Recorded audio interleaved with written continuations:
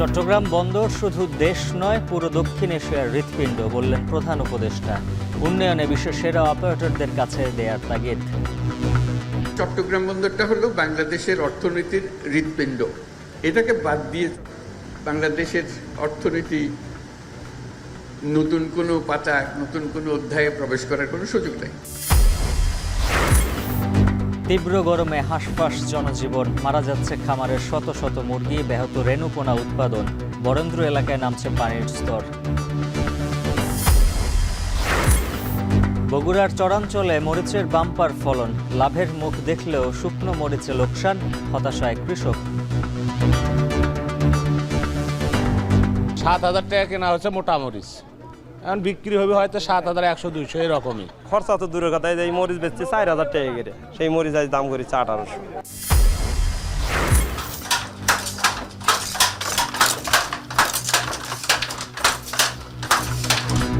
চাহিদা বাড়লেও বিলুপ্তির পথে কুমিল্লার ঐতিহ্যবাহী খাদি শিল্প। রাষ্ট্রীয় স্বীকৃতি পেল কাঁচামাল, পুঁজি সংকটে পেশা ছাড়ছেন কারিগররা।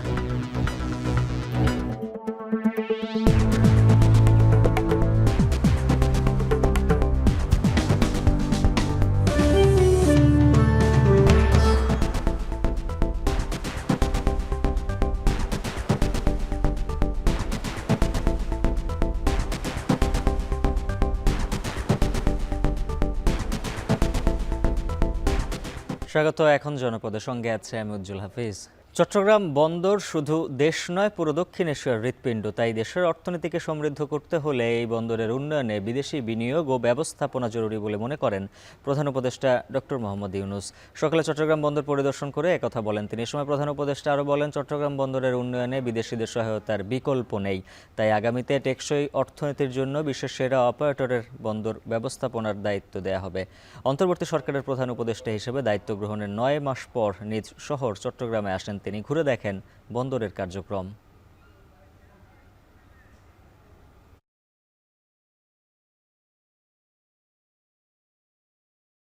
চট্টগ্রাম বন্দরটা হলো বাংলাদেশের অর্থনীতির হৃৎপিণ্ড। এই হৃৎপিণ্ড যদি দুর্বল হয়, তুমি ডাক্তার বৈদ্য সবকিছু আনো, মেরামত হবে, কিন্তু চলে না। বাংলাদেশের অর্থনীতি যদি পাল্টাতে হয়, পাল্টাতে হবে, এটা হয় এর অবকাশ নেই, আমাদেরকে পাল্টাতে হবে। তাহলে চট্টগ্রাম বন্দর হলো ভরসা। এটাকে বাদ দিয়ে বাংলাদেশের অর্থনীতি নতুন কোনো পাতা, নতুন কোনো অধ্যায়ে প্রবেশ করার কোনো সুযোগ নেই। এই পথ খুলে দিলে বাংলাদেশের অর্থনীতির পথ খোলে। প্রধান উপদেষ্টার চট্টগ্রাম সফর নিয়ে বিস্তারিত জানাতে বন্দর এলাকা থেকে যুক্ত আছেন সহকর্মী হোসাইন জিয়াদ। জিয়াদ, জানাবেন বন্দর নগরীতে প্রধান উপদেষ্টার আর আজ কি কর্মসূচি রয়েছে?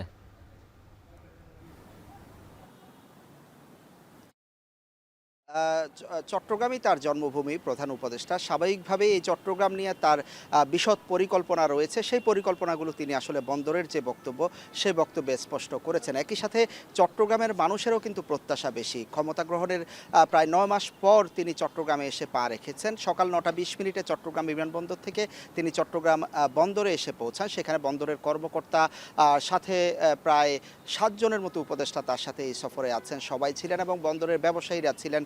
বন্দর সংশ্লিষ্ট বিভিন্ন কর্মকর্তা, স্টেক হোল্ডারদের সামনে তিনি স্পষ্ট করেছেন যে চট্টগ্রামের এই বন্দর শুধু দেশের অর্থনীতি কিংবা দেশের সমৃদ্ধি নয়, এটি পুরো দক্ষিণ এশিয়ার জন্য আসলে অর্থনীতির হৃৎপিণ্ড। তিনি বলেছেন যে ভারতের যে 7 সিস্টার রয়েছে, যে ভুটান, নেপাল রয়েছে, সেগুলো অনেকটা সেই জায়গায় পৌঁছানোর জন্য আমাদের এই বন্দরকে ব্যবহার করাটাই সবচেয়ে তাদের জন্য সুবিধাজনক। কারণ সেখানে যেহেতু কোনো বন্দর কিংবা এই ধরনের সমুদ্র বন্দর নেই, ফলে তারাও এই বন্দরটিকে ব্যবহার করতে চায়। সে কারণেই চট্টগ্রাম বন্দরকে তিনি গড়ে তুলতে চান শুধু বাংলাদেশ নয়, এই পুরো দক্ষিণ এশিয়ার জন্য তিনি আসলে গড়ে তুলতে চান, যাতে অন্যান্য দেশও পণ্য আনা নেওয়ার যে সুবিধা, আমদানি রপ্তানির যে সুবিধা, সেটি পেতে পারে এবং সেই সাথে চট্টগ্রাম বন্দরের যে শ্রমিক তারা দক্ষতা অর্জন করবে। সেক্ষেত্রে তিনি সবচেয়ে বেশি গুরুত্ব দিয়েছেন যে চট্টগ্রাম বন্দরকে বিদেশি অপারেটরের হাতে তুলে দেওয়ার জন্য এবং বিদেশি অপারেটরের হাতে এই বন্দরের কার্যক্রম দেওয়ার কোনো বিকল্প নেই বলে তিনি মনে করছেন এবং সরকার ভাবছে যে বিশ্বের সেরা সেরা যে অপারেটরগুলো রয়েছে সেই অপারেটরগুলোর হাতে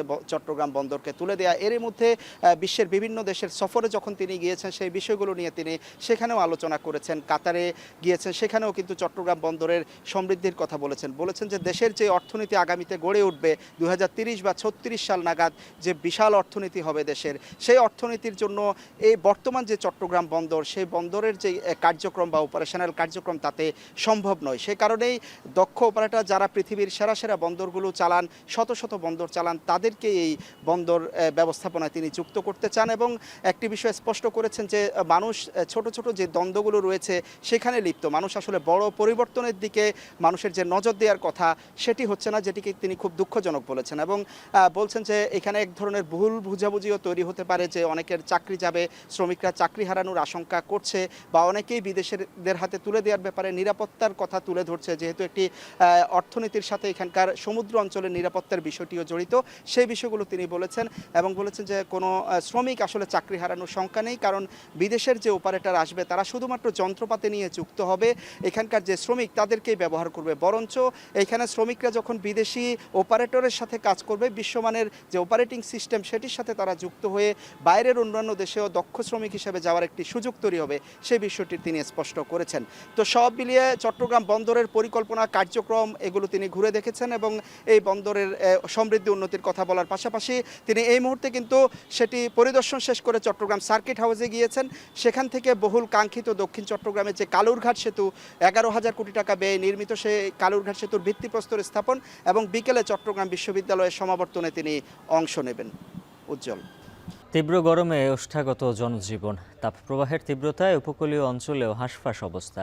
গরমের তীব্রতার প্রভাব পড়েছে পোলট্রি শিল্পেও। গরমের প্রভাবের আরও খবর জানাতে বগুড়া ও বরগুনা থেকে যুক্ত আছেন সহকর্মী রাজীব সেলিম ও জিয়াদ মাহমুদ। শুরুতেই যাচ্ছি বগুড়ায়।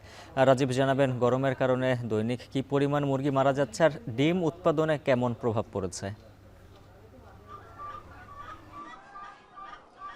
হ্যাঁ উজ্জ্বল, মুরগি গরমের তীব্র তাপদাহের কারণে মুরগি মারা যাচ্ছে এবং ডিম উৎপাদনেও কিছুটা প্রভাব পড়েছে। আমরা এখন যে খামারটিতে রয়েছে, এই খামারে যে মুরগিগুলো রয়েছে সেখান থেকে তারা যে মুরগি রয়েছে তার শতকরা 85% ডিম পেতেন এবং তীব্র গরমের কারণে সেই ডিমের উৎপাদন কমেছে প্রায় 20%। এখন প্রায় 55 থেকে 60% ডিম পাচ্ছেন তারা। এখানে ডিমের যে প্রভাব পড়েছে সেটি গেল 3 দিন আগে যে গরম ছিল সেই গরমের প্রভাব কিন্তু এরই মধ্যে বাজারেও পড়তে শুরু করেছে। কয়েকদিন আগে ডিম বিক্রি হচ্ছে 8 টাকা থেকে 9 টাকা এবং গত 2 দিন ধরে ডিম বিক্রি হচ্ছে 10 টাকা 58 পয়সা। তবে খামারিরা বলছেন তারা 10 টাকা 58 টাকা পাচ্ছেন না। যাই হোক, সব মিলিয়ে এই যে ডিমের যে প্রভাব বা বাজারের যে দামের প্রভাব, সেই দামের প্রভাব কিন্তু এরই মধ্যে পড়তে শুরু করেছে। আর মুরগি, এই খামারে প্রায় মুরগি মারা গেছে প্রায় 1 থেকে 150টি মুরগি মারা গেছে 3 দিনে, অর্থাৎ প্রতিদিন প্রায় 50টি করে মুরগি মারা গেছে। আর এই মুরগি মৃত্যুর রোধ করতে খামারে যে বায়ু চলাচলের ব্যবস্থা সেটিও কিন্তু তারা করেছেন। ঠান্ডা পানি ছিটা দেওয়া হচ্ছে, স্যালাইন খাওয়ানো হচ্ছে। এছাড়া অভিজ্ঞরা যে পরামর্শ দিচ্ছেন তারা সেই পরামর্শ মতো মুরগি পালন করছেন, কিন্তু মুরগির যে গরমে মৃত্যু, এই মৃত্যুর রোধ কোনোভাবেই হচ্ছে না। সেই সাথে তারা মৃত্যু রোধের জন্য অতিরিক্ত ফ্যান চালাতে হচ্ছে, আর অতিরিক্ত ফ্যান চালাতে যে বিদ্যুতের যে খরচ, সেই খরচ কিন্তু উৎপাদন খরচের সাথে যোগ হচ্ছে। আর শুধুমাত্র বিদ্যুৎ খরচ নয়, কারণ হচ্ছে বিদ্যুৎ কিন্তু সবসময় সরবরাহ হচ্ছে না। বিদ্যুৎ বেশিরভাগ সময় লোডশেডিং থাকছে, সেই সময় তাদের জেনারেটর চালাতে হচ্ছে। জেনারেটরের যে তেলের খরচ, সেই তেলের খরচ সব মিলিয়ে উৎপাদন খরচে একটি বড় প্রভাব পড়ছে। আর ডিম উৎপাদন যেহেতু কমেছে, সেই ক্ষেত্রে মুরগির যে মাংসের উৎপাদন, সেই মাংসের উৎপাদনও কমছে। সুতরাং আমরা ব্যবসায়ীদের সাথে কথা বলেছি, তারা আমাদেরকে জানিয়েছেন যে খুব শীঘ্রই বাজারে ডিমের এবং মাংসের যে দাম, সেই দামে প্রভাব পড়বে। আমি একটু জানিয়ে রাখি যে বগুড়ায় যে তাপমাত্রা ছিল গেল 9 তারিখ থেকে 11 তারিখ পর্যন্ত 39 থেকে 40 ডিগ্রি সেলসিয়াসের মধ্যে ওঠানামা করেছে এবং 12 তারিখে সেই তাপমাত্রা কিছুটা কমেছে, 30.2 ডিগ্রি সেলসিয়াস তাপমাত্রা এসেছিল। কিন্তু গতকাল কিন্তু আবারও তাপমাত্রা বেড়েছে, 35 ডিগ্রি সেলসিয়াস তাপমাত্রা এসেছে। এখন মুরগির খামারিদের সাথে কথা বলেছি, তারা বলছেন যে তাদের যে মুরগির খাবার এবং বিভিন্ন ওষুধপত্র নিয়ে যে অভিযোগ, বিস্তর অভিযোগ, এটি তো রয়েছেই। সেই সাথে তারা বলছেন সরকারি তদারকি নেই, বিভিন্ন রকম খাবারের যে দাম, সেই দাম, ওষুধের দাম সব মিলিয়ে উৎপাদনের যে খরচ হচ্ছে সেটি মাথায় রেখে মুরগির এবং মুরগির ডিমের একটি দাম নির্ধারণ করে দেওয়ার দাবি জানিয়েছেন তারা। এই ছিল আমার কাছে বগুড়ার মুরগির খামার থেকে সবশেষ। উজ্জ্বল। এবার যাচ্ছে বরগুনায় সহকর্মী জিয়াদ মাহমুদের কাছে। জিয়াদ, জানাবেন উপকূলীয় এলাকায় তাপ প্রবাহের প্রভাব কেমন?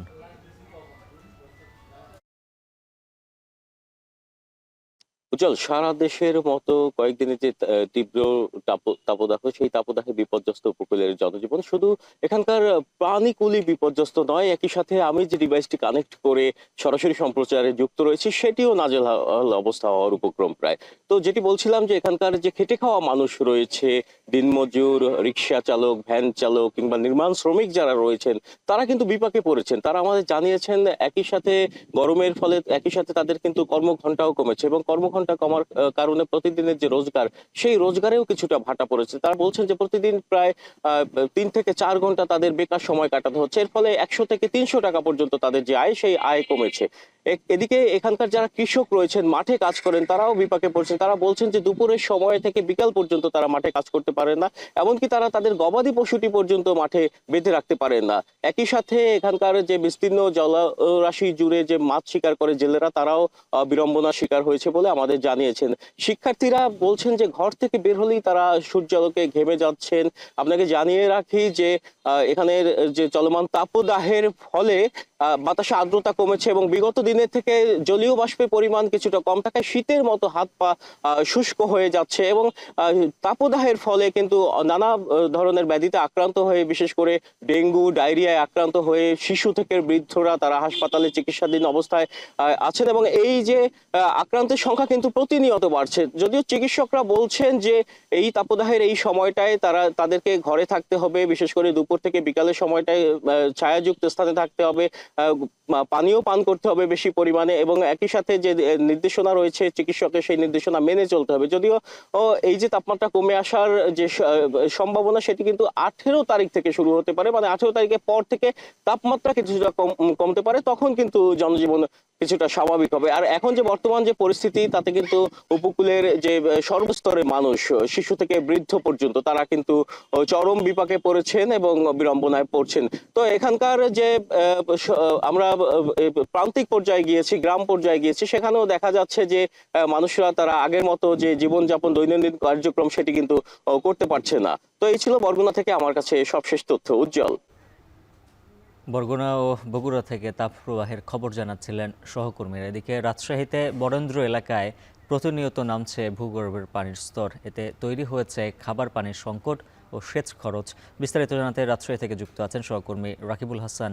রাকিব, জানাবেন ভূগর্ভের পানির স্তর নিচে নামার কারণ কি আর সংকট উত্তরণের সমাধান কি? উজ্জ্বল, আসলে প্রতিনিয়ত রাজশাহী অঞ্চলের যে তাপমাত্রা বাড়ছে, সেই তাপমাত্রার প্রভাবে কিন্তু এবং একই সাথে ভূগর্ভের যে পানির স্তর নেমে যাওয়া, সেটির কারণে বরেন্দ্র অঞ্চলে সুপেয় পানির যেমন সমস্যা হচ্ছে, অভাব হচ্ছে এবং এই সময় তীব্র সংকটে পড়তে হয় বরেন্দ্র এলাকার বাসিন্দাদের। এবং একই সাথে এই অঞ্চলে বিশেষ করে রাজশাহী, চাঁপাইনবাবগঞ্জ, নওগাঁ, এই যে হাই বারিন্দ এলাকা, সেই হাই বারিন্দ এলাকাগুলোতে কিন্তু বোরো সহ বিভিন্ন ফসলের আবাদে পানির সংকট অবস্থা তৈরি হয়। এতে ভূগর্ভের পানি ক্রমশ নিচে নেমে যাওয়া এবং এই বিষয়গুলো নিয়ে বরেন্দ্র উন্নয়ন কর্তৃপক্ষ সহ এই অঞ্চলে যারা কাজ করছেন, তারা বলছেন যে আসলে প্রতিনিয়তই এই ভূগর্ভের পানিটা আসলে নেমেছে। খুব সম্প্রতি সময়ে বরেন্দ্র উন্নয়ন কর্তৃপক্ষ তাদের যে পানি গবেষণা সংস্থা ওয়ারপো এবং সেই গবেষণায় তারা যেটি বলছেন, কোনো কোনো জায়গায় 117 থেকে শুরু করে 70 ফিট পর্যন্ত আসলে পানির স্তর নেমেছে এবং এই পানির স্তর আসলে মেকআপের জন্য, কিন্তু পুনর্ভরণের জন্য কি কি করা উচিত, সেই বিষয় নিয়ে আজকে রাজশাহী বিভাগীয় কমিশনারের কার্যালয়ে এখানে পিকেএসএফ সহ 3 জেলা প্রশাসক সহ প্রত্যেকটি ইউনিয়নের উপজেলা নির্বাহী কর্মকর্তারা এখানে উপস্থিত হয়েছেন এবং এই বিষয়গুলো নিয়ে আলোচনা চলছে এবং এখানে দেখানো হচ্ছে যে আসলে কি কি সংকটের মুখে আসলে এই অঞ্চলের মানুষেরা পড়ছে। একে তো সুপেয় পানির অভাব, খাবার পানির সংকট এখানে হচ্ছে এবং একই সাথে যে বোরোর আবাদ, সেটি আসলে কমে এসেছে। আপনি জানেন যে এবারে কিন্তু এই অঞ্চলে বোরো ধানের যে লক্ষ্যমাত্রা ছিল, সেই তার থেকে প্রায় 10,000 হেক্টরে আবাদ কমেছে। এরকম নানা ফসল কিন্তু আসলে ধীরে ধীরে কমিয়ে আনতে হচ্ছে এই ভূগর্ভের পানি সংকটের কারণে এবং এই যে তীব্র তাপদাহ, এবং পানি না থাকার কারণে সেক্ষেত্রে আসলে পিকেএসএফ সহ এই অঞ্চলের যারা বিভিন্ন প্রতিষ্ঠান রয়েছে, বেসরকারি উন্নয়ন সংস্থাগুলো, তারা কাজ করছে। তারা আসলে কিভাবে এটির পুনর্ভরণ করা যায়, ভূপ্রস্থে যে পানির আধারগুলো রয়েছে সেগুলো আসলে কিভাবে কাজে লাগানো যায় এবং এইখানকার মানুষকে আসলে কিভাবে আসলে পানির সঠিক ব্যবহার করানো যায় সেই বিষয়গুলো নিয়ে আলোচনা হচ্ছে এবং পরবর্তীতে এখান থেকে যে সিদ্ধান্ত হবে সেটি পরবর্তীতে এই অঞ্চলে বাস্তবায়ন করা হবে, যেন আসলে পানির যে সংকট সেটি আসলে কাটানো যায়। তো উজ্জ্বল, রাজশাহী বিভাগীয় কমিশনের কার্যালয়ে এই যে সেমিনার সেটি শেষ হলে আসলে এর বাস্তবতা জানা যাবে যে কী ধরনের প্রয়োগগুলো এই অঞ্চলে হতে যাচ্ছে। তো এই ছিল আমার কাছ থেকে সর্বশেষ খবর। ময়মনসিংহের শানকিপাড়া রেল ক্রসিং এলাকায় রেলওয়ের জায়গায় উচ্ছেদ অভিযান পরিচালনা করছে প্রশাসন। সেখান থেকে বিস্তারিত জানাতে যুক্ত আছেন সহকর্মী ইমতিয়াজ আহমেদ। ইমতিয়াজ, জানাবেন অভিযানে কি পরিমাণে অবৈধ স্থাপনা উচ্ছেদ করা হয়েছে? উজ্জ্বল, আমি রয়েছি ময়মনসিংহ নগরীর শানকিপাড়া এলাকায়। এখানে মূলত রেলওয়ের ভূসম্পত্তি কর্মকর্তা যিনি রয়েছেন তার তত্ত্বাবধানে বাংলাদেশ সেনাবাহিনী, পুলিশ, রেলওয়ে পুলিশ, জেলা প্রশাসনের উদ্যোগে রেলওয়ের যে অবৈধ স্থাপনাগুলো দখল করে, রেলওয়ের যে স্থাপনাগুলো ছিল সেগুলো যে অবৈধভাবে দখল করে যে স্থাপনা নির্মাণ করা হয়েছিল সেগুলো কিন্তু উচ্ছেদ অভিযানে কাজ করছে সেনাবাহিনী, পুলিশ, রেলওয়ে পুলিশ, প্রশাসনের সহ আইন শৃঙ্খলা বাহিনী। আমরা দেখতে পাচ্ছি যে এসকেলেটর মেশিনের সাহায্যে যে স্থাপনাগুলো ছিল সেগুলো কিন্তু ভেঙে ঘুরিয়ে দেওয়া হচ্ছে। মূলত এই রেলওয়ে শানকিপাড়া রেলওয়ে এই রেল ক্রসিং এলাকায় প্রায় আপনার 2 থেকে 250 এরকম স্থাপনা রয়েছে, সেগুলো উদ্ধার অভিযানে তারা কিন্তু কাজ করবেন আজকে আমাদেরকে জানিয়েছেন।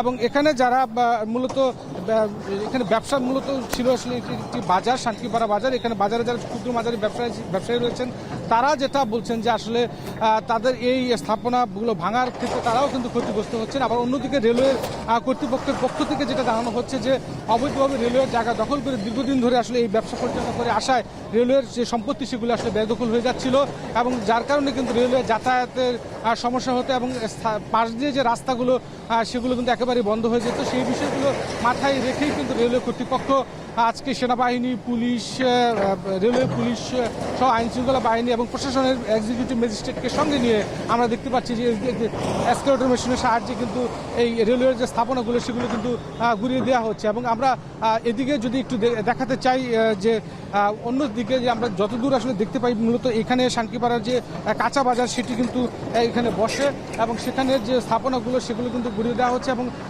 অনেকেই আসলে অনেকে নোটিশ করার পর অনেকে কিন্তু তাদের মালামাল সরিয়ে নেওয়ার চেষ্টা করছেন।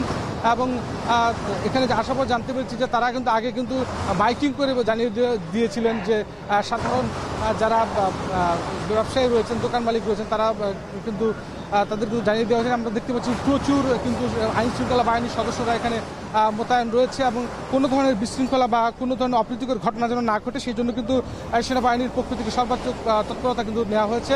পাশাপাশি পুলিশ, রেলওয়ে পুলিশ সহ আইন শৃঙ্খলা বাহিনীর সদস্যরা কিন্তু রয়েছেন। আমরা দেখতে পাচ্ছি যে অবৈধ যে স্থাপনাগুলো রয়েছে সেগুলো কিন্তু একেবারে ভেঙে ঘুরিয়ে দেওয়া হচ্ছে এবং সাধারণ যারা ব্যবসায়ী রয়েছেন তারা কিন্তু যেটা বলছেন যে তারা আসলে এই এখানে ছোটো ছোটো যে দোকানগুলো করতো সেই দোকান করে কিন্তু তারা তাদের সংসার জীবিকা নির্বাহ করতো। সুতরাং হঠাৎ করে তাদের এই ভেঙে দেওয়ার ফলে কিন্তু তারাও কিন্তু ক্ষতিগ্রস্ত হচ্ছে, এমনটা কিন্তু তাদের পক্ষ থেকে আমাদেরকে জানানো হয়েছে।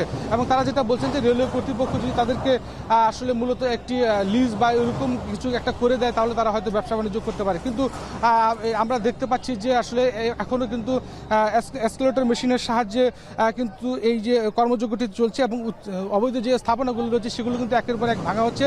যেটা আগেও বলছিলাম প্রায় 250 থেকে 300 অবৈধ স্থাপনা রয়েছে এবং দীর্ঘদিন ধরে আসলে প্রশাসনের পক্ষ থেকে কিন্তু এই অবৈধ স্থাপনাগুলো ভাঙার একটা কিন্তু চেষ্টা চলছিল, কিন্তু বিভিন্ন কারণেই সেগুলো কিন্তু আসলে ভাঙতে পারেনি। কিন্তু আজকে আমরা দেখতে পাচ্ছি যে বিপুল সংখ্যক আইন শৃঙ্খলা বাহিনী, এক্সিকিউটিভ ম্যাজিস্ট্রেট, পুলিশ সহ সকল প্রশাসনের সহযোগিতায় কিন্তু আজকে কিন্তু এই উদ্ধার অভিযানটি তারা পরিচালনা করছেন। সব মিলে এখনো পর্যন্ত উদ্ধার অভিযান চলছে।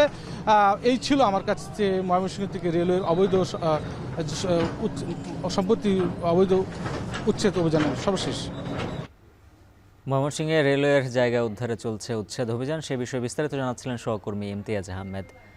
চট্টগ্রাম বিশ্ববিদ্যালয়ের পঞ্চম সমাবর্তনে অংশ নিতে শুরু করেছেন শিক্ষার্থীরা। দুপুরে চট্টগ্রাম বিশ্ববিদ্যালয়ের পঞ্চম সমাবর্তনে প্রধান অতিথি হিসেবে যোগ দিবেন প্রধান উপদেষ্টা ডক্টর মোহাম্মদ ইউনূস। এ বিষয়ে বিস্তারিত জানাতে বিশ্ববিদ্যালয়ের প্রাঙ্গণ থেকে যুক্ত আছেন সহকর্মী হাসিফ বিল্লাহ। হাসিফ, জানাবেন আজ কতজন গ্রাজুয়েট সমাবর্তন হচ্ছে আর প্রধান উপদেষ্টা সমাবর্তনে যোগ দেয় শিক্ষার্থীদের প্রতিক্রিয়া কেমন দেখছেন?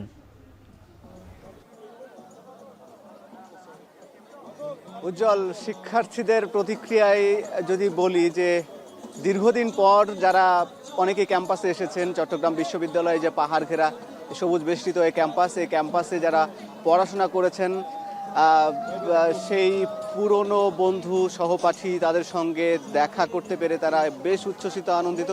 আমি এখানে অবস্থান করছি এই যে চট্টগ্রাম বিশ্ববিদ্যালয়ের শহীদ মিনার এলাকায়। আপনি দেখছেন যেদিকেই চোখ যায় সেদিকেই দেখা যাচ্ছে যে কালো গাউন পরে শিক্ষার্থীরা ঘোরাঘুরি করছেন, ছবি তুলছেন, কুশলাদি বিনিময় করছেন একে অপরের সঙ্গে।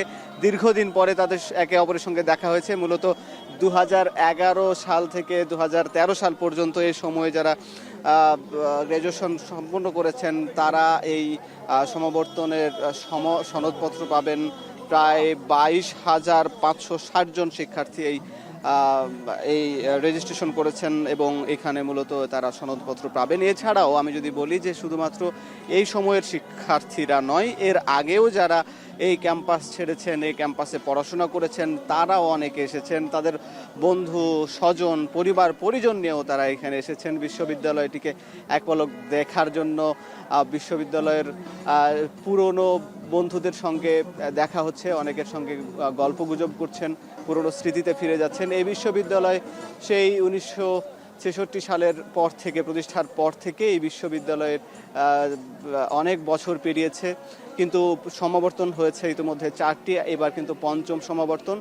এই সমাবর্তন এর মাঝখানে না হওয়ায়, সময় মতো না হওয়ায় শিক্ষার্থীদের মধ্যে যেমন একটা হতাশা ছিল সেটি কিন্তু কাটিয়ে উঠছে। এবং তার চাইতে বড় বিষয় হচ্ছে আজকের এই সমাবর্তন অনুষ্ঠানে আসবেন এই বিশ্ববিদ্যালয়ের একসময়ের শিক্ষক এবং অর্থনীতি বিভাগের চেয়ারম্যান, বাংলাদেশের অন্তর্বর্তী সরকারের প্রধান উপদেষ্টা ডক্টর মোহাম্মদ ইউনূস, নোবেল বিজয়ী অর্থনীতিবিদ। বিশ্বের বিভিন্ন বিশ্ববিদ্যালয়ে তিনি সমাবর্তনে বক্তব্য দিয়ে থাকেন।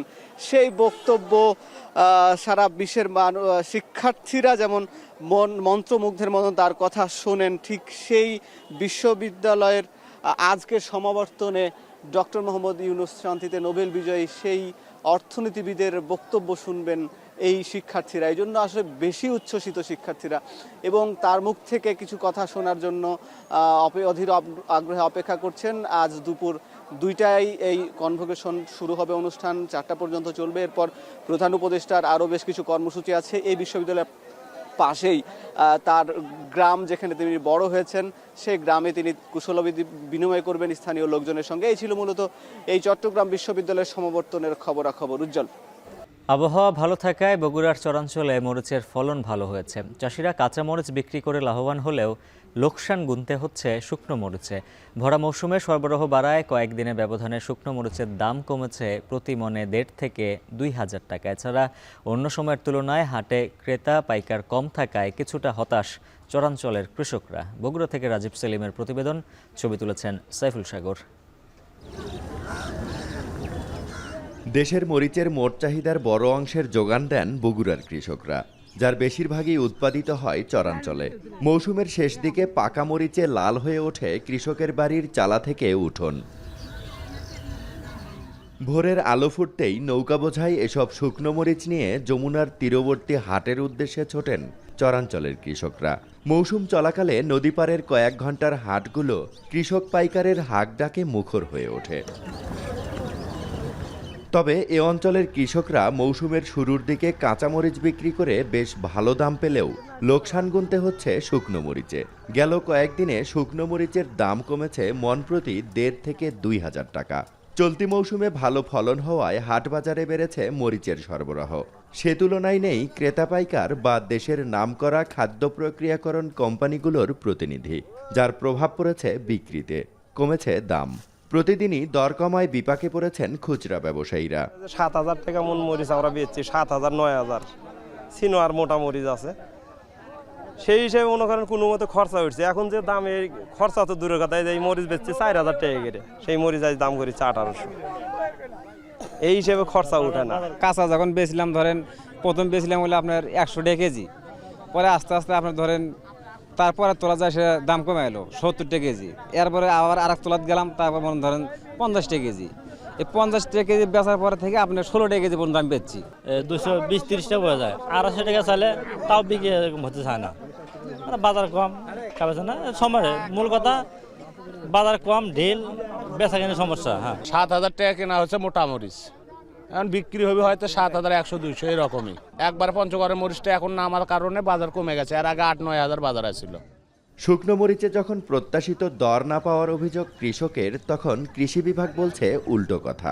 হেক্টর প্রতি ফলন ছিল শুকনাতে 3 টন এবং কাঁচাতে 10 থেকে 12 টন, এবং মরিচের বাজার ছিল 1 বিঘা মরিচ করতে আমাদের কৃষকের খরচ হয় 25 থেকে 30 হাজার টাকা, এবং সেটা থেকে তারা লাভ করে প্রায় 25 হাজার টাকা, মানে সব মিলে বিক্রি হয় 60 থেকে 70 হাজার টাকা। আর মরিচের এবার আবাদ আমাদের সারিয়াকান্দিতে যথেষ্ট ভালো ছিল, আবহাওয়া অনুকূল ছিল। আমাদের কৃষি ডিপার্টমেন্ট সবসময় কৃষকের পাশে আছে এবং তাদেরকে বিভিন্ন পরামর্শ দিয়ে কৃষিকে এগিয়ে নিয়ে যাচ্ছে। এবছর বগুড়ায় 5,700 হেক্টরের বেশি জমিতে মরিচের আবাদ করা হয়েছে, যার মধ্যে প্রায় 3,500 হেক্টরই যমুনার চরে। এসব জমি থেকে কয়েকশো কোটি টাকার মরিচ বিক্রির লক্ষ্য কৃষি বিভাগের। রাজীব সেলিম, এখন, বগুড়া। কুমিল্লার খাদি কাপড়ের চাহিদা বাড়লেও তাতে তৈরি আসল খাদি এখন বিলুপ্তির পথে। একসময় কুমিল্লা অঞ্চলের হাজার হাজার তাঁতি খাদি কাপড় তৈরির সাথে জড়িত থাকলেও এখন আছে মাত্র 7টি তাঁতি পরিবার। গবেষকরা জানান, 100 বছর পর খাদি তার রাষ্ট্রীয় স্বীকৃতি পেলেও কাঁচামালের অভাবে বিলুপ্ত প্রায় তাঁতের খাদি ফিরিয়ে আনতে প্রয়োজন সরকারি পৃষ্ঠপোষকতার। শেষ প্রজন্মে তাদের দক্ষ কারিগর যারা টিকে আছেন, তাদের মাধ্যমে প্রশিক্ষণ ও সংরক্ষণ ব্যবস্থা করা গেলে মসলিনের চেয়েও সহজে খাদির উত্তরণ সম্ভব বলে মনে করেন তারা। মাসুদ আলমের প্রতিবেদন, ক্যামেরায় ছিলেন কামরুল হাসান। তুলা থেকে সুতা আর তা থেকে কাপড়, সম্পূর্ণভাবে হাতে তৈরি হয় এই কাপড়। কয়েকশো বছর আগের উদ্ভাবিত খাদি সবথেকে বেশি জনপ্রিয় হয়ে ওঠে স্বদেশী আন্দোলনের সময়। এবার ঐতিহ্যবাহী খাদি কাপড় পেয়েছে জিআই স্বীকৃতিও। কুমিল্লার সবার প্রত্যাশা, খাদির ঐতিহ্য রক্ষা এবং বিদেশি বাজার তৈরিতে প্রয়োজন রাষ্ট্রীয় পৃষ্ঠপোষকতা। খাদিটা মূলত আমাদের কুমিল্লা ডিস্ট্রিক্টের একটা ঐতিহ্যবাহী সম্পদ। আন্তর্জাতিকভাবে একটা স্বীকৃতি আমাদের, যেটা খাদির কুমিল্লার একটা ঐতিহ্যবাহী খাদি, এটা পেরে গেছে। আমরা যদি ব্যবহার করে এটা সামনে নিয়ে যাই, তাহলে এগুলো বাহিরের দেশ পর্যন্ত পৌঁছাতে পারবো। কিন্তু জনপ্রিয় এই খাদি কাপড় বর্তমানে বিলুপ্তির পথে। কাঁচামাল হিসেবে তুলার অভাব, সাথে দক্ষ কারিগর ও পুঁজির সংকট, তাই সংকুচিত হয়ে আসছে হাতে বোনা খাদির কাপড়। একসময় কুমিল্লার চান্দিনা, দেবিদ্বার, মুরাদনগর ও বুড়িচং সহ এই অঞ্চলের হাজার হাজার তাঁতি খাদি কাপড় তৈরি ও সরবরাহের সাথে জড়িত ছিলেন, কিন্তু এখন টিকে আছে মাত্র 7টি তাঁতি পরিবার। কারিগররা জানান, সরকারি পৃষ্ঠপোষকতা না পেলে অচিরেই হারিয়ে যাবে এই শিল্প। তাঁতের আছে বা অলবরও আছে, আমাদের তাঁতের কাপড়টা রেট পড়ে বেশি, এই কারণে ব্যয় হয়ে যায়, কিছু লাভ হতো না। কিছু সরকারও যদি সহযোগিতা করে অনুদানের মাধ্যমে কিছু ট্রেনিং সেন্টারের একটা সুযোগ করে দিত, তাইলে এটাকে আবার টিকিয়ে রাখার একটা চেষ্টা করতাম। তবে খাদির বাজারকে আন্তর্জাতিক করার তাগিদ ব্যবসায়ী ও গবেষকদের। তাহলে ভবিষ্যৎ প্রজন্ম এই শিল্প সংরক্ষণে আরও আগ্রহী হবে। প্রয়োজন আমাদের দেশের বাইরেও তাকে কি করে মার্কেটিং করা যায়, এই চিন্তা করা উচিত, এবং এই ক্ষেত্রেই আমাদের সরকারের সবচেয়ে বড় ভূমিকা রাখতে হবে। খাদি যে আরামদায়ক এবং পরিবেশ বান্ধব, স্বাস্থ্যসম্মত এবং এটা খুবই মানে একটা ঐতিহ্যবাহী কাপড়, সেটার একটা আধুনিকায়ন এর মাধ্যমে হবে এবং এর মাধ্যমে এটার বিস্তৃতিও আরও লাভ করবে বিশ্বব্যাপী। কুমিল্লার রাজগঞ্জ, মনোহরপুর ও লাকসাম রোড, রামঘাট এলাকায় রয়েছে 3 শতাধিক খাদির দোকান। যুগের সাথে তাল মিলিয়ে এখন আরও আকর্ষণীয়ভাবে তৈরি হচ্ছে খাদি কাপড়, যার ভালো চাহিদাও রয়েছে। রাষ্ট্রীয় স্বীকৃতিতে খাদির তাঁতি ও ব্যবসায়ীরা উচ্ছ্বাসিত। দেশের গণ্ডি পেরিয়ে যে খাদি পৌঁছে যাচ্ছে যুক্তরাষ্ট্র, যুক্তরাজ্য ও মধ্যপ্রাচ্যের বিভিন্ন দেশে। তবে দেশপ্রেমের অনবদ্য দলিল আদি খাদি নানামুখী সংকটে। ঐতিহ্য রক্ষায় খাদির সংকট উত্তরণে প্রয়োজন সরকারি পৃষ্ঠপোষকতার দাবি সংশ্লিষ্টদের। মাসুদ আলম, এখন, কুমিল্লা। চাঁদপুরে জেনারেল হাসপাতালে 2 সপ্তাহ ধরে বন্ধ রয়েছে এক্স-রে কার্যক্রমেতে বিভাগে পড়েছেন রোগীরা। বিস্তারিত জানাতে হাসপাতাল থেকে যুক্ত আছেন সহকর্মী তালহা জুবায়ের। তালহা, জানাবেন হাসপাতালের কেন এক্স-রে কার্যক্রম বন্ধ রয়েছে আর সমস্যা সমাধানে কর্তৃপক্ষ কি বলছে? উজ্জ্বল, চাঁদপুরের 250 শয্যা বিশিষ্ট যে জেনারেল হাসপাতাল রয়েছে সেখানে শুধু চাঁদপুরের 8 উপজেলার মানুষের নয়, পার্শ্ববর্তী শরীয়তপুরে কিন্তু ব্যাপক পরিমাণে রোগীরা কিন্তু এই হাসপাতালে আসে চিকিৎসা সেবা নেওয়ার জন্য। আসলে মূলত আমি কথা বলেছিলাম হাসপাতালের তত্ত্বাবধায়ক ডাক্তার মাহবুব রহমানের সাথে। তিনি যেটা বলেছেন যে নির্ধারিত যেই শয্যা রয়েছে সেই শয্যার বেশি কিন্তু রোগী থাকার কারণে কিন্তু প্রতিনিয়ত এখানে রোগীদের সেবা দানের জন্য তাদের হিমশিম খাওয়া লাগে। তার পরিপ্রেক্ষিতে কিন্তু যেই ডিজিটাল এক্সরের যে ফিল্ম রয়েছে তা কিন্তু অত্যাধিক পরিমাণে রোগীর কাজে লাগানোর কারণে কিন্তু তারা কিন্তু নির্ধারিত সময়ের আগে কিন্তু শেষ হয়েছে তাদের এই ফিল্ম। এই সংকটের কারণে কিন্তু গেল 2 সপ্তাহের অধিক সময় যাবত কিন্তু বন্ধ রয়েছে। তারা যেটা বলছেন যে তারা চেষ্টা করছেন এবং খুব সহসায় কিন্তু ফিল্ম চলে আসবে হাসপাতালে এবং তারা কিন্তু পুনরায় কিন্তু রোগীদের সেবা কার্যক্রম কিন্তু দিতে পারবে। আসলে আপনার মাধ্যমে একটু দর্শকদেরকে জানিয়ে রাখতে চাই, চাঁদপুরের এই 250 শয্যা বিশিষ্ট হাসপাতালে প্রতিদিন কিন্তু 4 থেকে 500 রোগী চিকিৎসা নিয়ে থাকেন এবং এর ফলশ্রুতিতে দেখা যায় যে প্রতিদিন 70 থেকে 80 জন রোগী কিন্তু নানান ধরনের অ্যাক্সিডেন্ট কিংবা নানান ধরনের অসুস্থতা নিয়ে কিন্তু আসেন এবং তাদের কিন্তু এই এক্সরে করার কিন্তু তাদের প্রয়োজন পড়ে। যদি এখন এই দীর্ঘদিন সময় এক্সরে কার্যক্রম বন্ধ থাকার কারণে যারা গরিব অসহায় রোগী রয়েছেন তাদের কিন্তু বিড়ম্বনায় পড়তে হচ্ছে। তারা বলছেন যে একদিকে সরকারি হাসপাতালে এক্সরে করার যে মূল্য ছিল তাতে কিন্তু তাদের যে সহনীয় পর্যায়ে ছিল, কিন্তু এখন এক্সরে কার্যক্রম হাসপাতালে বন্ধ থাকার কারণে কিন্তু তাদেরকে প্রাইভেট হাসপাতালে এক্সরে করা লাগছে তাদের চিকিৎসা সেবা পরিপূর্ণ করার জন্য। এর কারণে কিন্তু তাদের একদিকে অর্থের ব্যয় কিন্তু বেড়েছে এবং পাশাপাশি সময় কিন্তু বেশি লাগছে এবং এতে করে কিন্তু তাদের কিছুটা বিড়ম্বনায় পড়তে হচ্ছে। চাঁদপুরের এই 250 শয্যা বিশিষ্ট হাসপাতালে কিন্তু চাঁদপুরের যেহেতু নদী বিস্তীর্ণ এলাকা আর অপর পাশে রয়েছে শরীয়তপুর, সেখান থেকে কিন্তু প্রচুর পরিমাণে রোগী আসেন চিকিৎসা সেবা নেওয়ার জন্য। তারাও কিন্তু এখন বিপাকে পড়ছেন, বিশেষ করে যারা খেটে খাওয়া মানুষ রয়েছেন তাদের দাবি অচিরেই যাতে এই হাসপাতালের যে এক্সরে কার্যক্রম রয়েছে তা কিন্তু সচল রাখার জন্য তারা দাবি তুলছেন এবং কর্তৃপক্ষ কিন্তু আশ্বাস দিচ্ছেন খুব দ্রুত সময়ের মধ্যে কিন্তু এক্সরে কার্যক্রম শুরু হবে বলে কিন্তু তারা জানিয়েছেন আমাদেরকে। তো সবকিছু মিলিয়ে উজ্জ্বল, এই ছিল আমার চাঁদপুর থেকে সবশেষ। চাঁদপুর থেকে যুক্ত ছিলেন সহকর্মী তালহা জুবায়ের। কোরবানি ঈদকে সামনে রেখে পশু মোটাতাজা করছেন পটুয়াখালীর প্রান্তিক খামারিরা। চলতি বছর উপকূলীয় এই জেলায় রেকর্ড সংখ্যক পশু কোরবানির জন্য প্রস্তুত করা হয়েছে। এমন অবস্থায় লোকসান কাটিয়ে লাভের আশা পশু পালনকারীদের। জসিম পারভেজের প্রতিবেদনে থাকছে বিস্তারিত। আমন ধান কাটার পর দিগন্ত জুড়ে পড়ে আছে কৃষি জমি, আর সেখানেই গবাদি পশু চড়াচ্ছেন পটুয়াখালীর প্রান্তিক খামারিরা। আসন্ন কোরবানির ঈদকে ঘিরে গরু, ছাগল আর ভেড়া পালনে বেশ সফল জেলার খামারিরা। এবছর ৭৩,০০০-এর বেশি গরু এবং প্রায় ৪৬,০০০ ছাগল ও ভেড়া মোটাতাজা করা হয়েছে। কোরবানির পশুর হাটে ন্যায্য দাম পেলে আর্থিকভাবে লাভবান হবার প্রত্যাশা তাদের। প্রাকৃতিক খাবার খেয়েই এরা পুষ্টিকর হয়েছে এবং ভালো, এবং এই গোস্তে বা এই মাংসে কোনো ভেজাল নাই। এবং কোরবানির জন্য আমি এটা কেনা হয়েছে, আমি খামারি করছি এবং কোরবানিতে আমি ছাড়বো। এটা কিডনির ট্যাবলেট খাওয়াইছি, রুচির ট্যাবলেট খাওয়াই, যেটার একটু সমস্যা হয় সেটার আবার একটু ট্রিটমেন্ট করতে হয়। ঘাসের গরুরা আমাদের ভালো মাংস যারা এই দেশি লোকে খাইতে পারে, এই কারণে আমরা এই দেশি গরুটার উদ্যোক্তা নিয়েছি। বাহির থেকে গরু না আসে, সেই ক্ষেত্রে যদি গরুর দাম বাড়ে তাহলে খামারিরা আবার গরু লালন পালন করবে। প্রাণী সম্পদ অধিদপ্তর বলছে, নিরাপদ পশু প্রস্তুত করতে খামারি ও কৃষকদের পরামর্শের পাশাপাশি পশু লালন পালনে বিভিন্ন সময় প্রশিক্ষণের ব্যবস্থা করা হয়েছে। এছাড়া কোরবানির পশুর হাটে কাজ করবে প্রাণী সম্পদ অধিদপ্তরের ভেটেরিনারি মেডিকেল টিম। খাদ্য পানি কীভাবে খাওয়াবে সে ব্যাপারে তাদেরকে পরামর্শ দিয়েছি, যাতে তারা কোনো ধরনের ক্ষতিকর উপাদান যেমন স্টেরয়েড বা অন্য কোনো উপাদান ইউজ না করেই স্বাস্থ্যসম্মত উপায়ে গবাদি পশু পালন করে সেটাকে হৃষ্টপুষ্টকরণ করতে পারবে। গরুর হাটগুলো রয়েছে, সেখানে আমাদের প্রাণী সম্পদ বিভাগ থেকে ভেটেরিনারি মেডিকেল টিম কাজ করবে এবং এটা আমাদের নজরদারিতে থাকবে, যাতে অসুস্থ এবং অস্বাভাবিক এবং হরমোন মিশ্রিত অথবা স্টেরয়েড মিশ্রিত গরু বাজারে সরবরাহ না হয় এবং আমাদের খামারি ভোক্তা পর্যায়ে না যেতে পারে, সেটা আমরা কঠোর হস্তে নজরদারিতে রাখব। কোরবানি ঈদকে ঘিরে পটুয়াখালী জেলার ৮টি উপজেলায় ১,৩৩,৩৭১টি গবাদি পশু প্রস্তুত করা হয়েছে। বিপরীতে চাহিদা রয়েছে 1,28,188টি পশুর। এই হিসেবে এবার গবাদি পশু বেচাকেনায় লেনদেনের পরিমাণ দাঁড়াতে পারে 6,376 কোটি 44 লাখ টাকা। জসিম পারভেজ, এখন পটুয়াখালী। অন্য কাজের সুযোগ না থাকায় সংসার চালাতে 3 চাকার যান বেছে নিচ্ছেন পঞ্চগড়ের অনেকেই।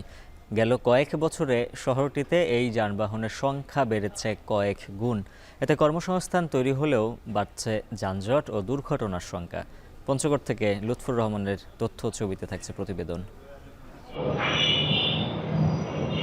উত্তরের ছোট্ট শহর পঞ্চগড়, করতোয়ার তীরে গড়ে ওঠা এ শহরে দিন দিন মানুষের চাপ যতই বাড়ছে ততই বাড়ছে 3 চাকার যানবাহন। কর্মসংস্থানের সীমাবদ্ধতায় অনেকেই ভরসা রাখছেন 3 চাকার ব্যাটারি চালিত এই যানবাহনে।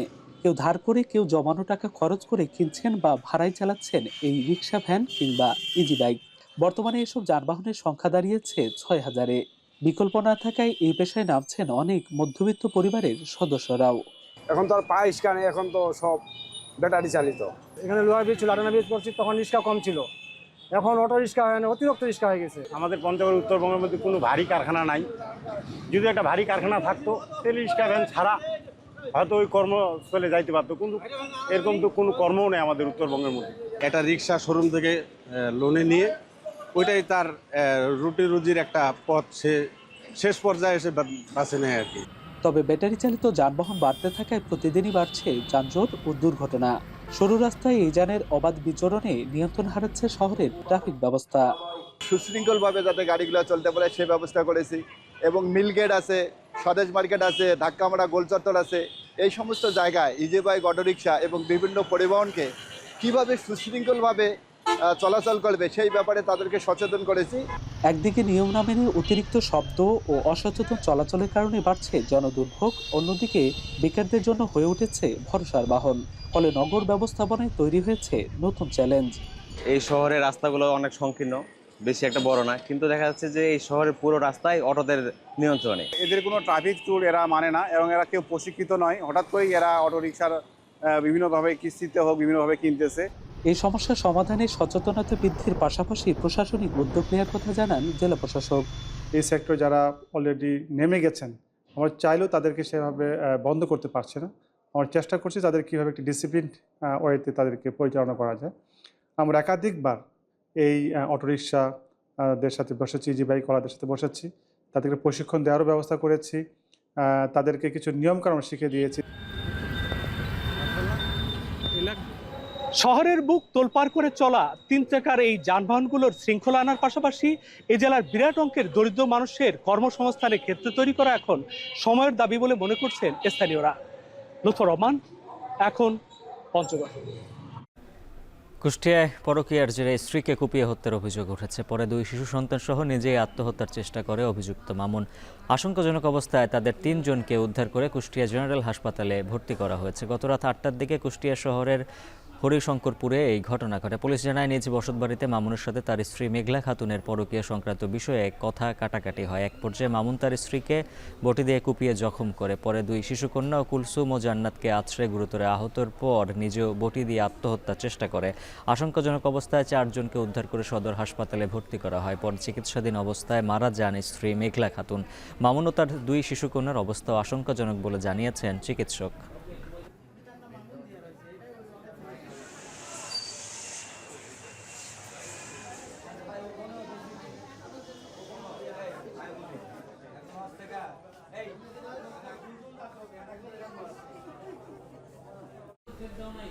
এখন জনপদ শেষ করার আগে শিরোনামগুলো জানিয়ে দিচ্ছে আরও একবার। চট্টগ্রাম বন্দর শুধু দেশ নয়, পুরো দক্ষিণ এশিয়ার হৃৎপিণ্ড, বললেন প্রধান উপদেষ্টা। উন্নয়নে বিশ্বের সেরা অপারেটরদের কাছে দেয়ার তাগিদ। চট্টগ্রাম বন্দরটা হলো বাংলাদেশের অর্থনীতির হৃৎপিণ্ড। এটাকে বাদ দিয়ে বাংলাদেশের অর্থনীতি নতুন কোনো পাতা, নতুন কোনো অধ্যায়ে প্রবেশ করার কোনো সুযোগ নেই। তীব্র গরমে হাঁসফাঁস জনজীবন, মারা যাচ্ছে খামারের শত শত মুরগি, ব্যাহত রেণুপোনা উৎপাদন, বরেন্দ্র এলাকায় নামছে পানির স্তর। বগুড়ার চরাঞ্চলে মরিচের বাম্পার ফলন, লাভের মুখ দেখলেও শুকনো মরিচে লোকসান, হতাশায় কৃষক। 7,000 টাকা কেনা হচ্ছে মোটা মরিচ, এখন বিক্রি হবে হয়তো 7,100-200 এরকমই। খরচা তো দূরের কথা, এই মরিচ বেচছে 4,000 টাকা করে, সেই মরিচ আজ দাম করেছে 1800।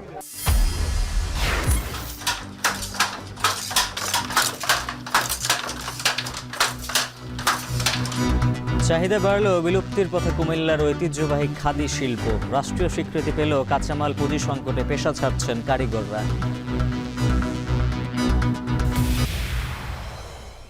এই ছিল এখন জনপদের আয়োজন। এখন টেলিভিশন ওয়েবসাইটে দেখুন এখন.টিভি, ফেসবুকে দেখুন facebook.com/tv.এখন, আর ইউটিউবে দেখুন youtube.com/c/echontv।